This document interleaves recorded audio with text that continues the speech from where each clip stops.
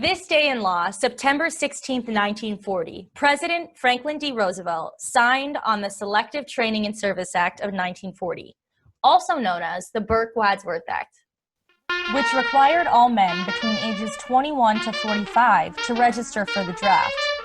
What made it so unique was it was the first peacetime conscription in U.S. history.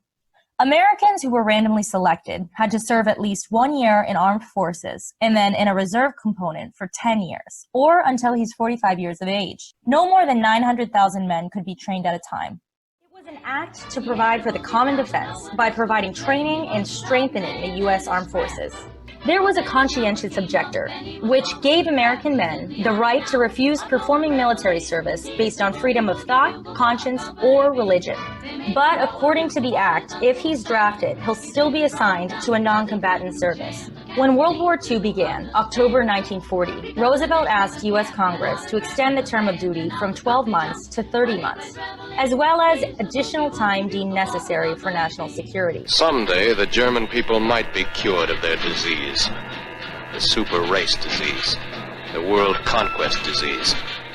But they must prove that they have been cured, beyond the shadow of a doubt, before they ever again are allowed to take their place among respectable nations. Until that day, we stand guard.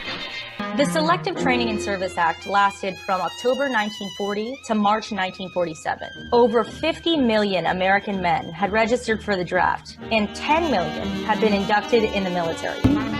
So never forget this day, on September 16, 1940, when the 76th Congress enacted on a nationwide draft.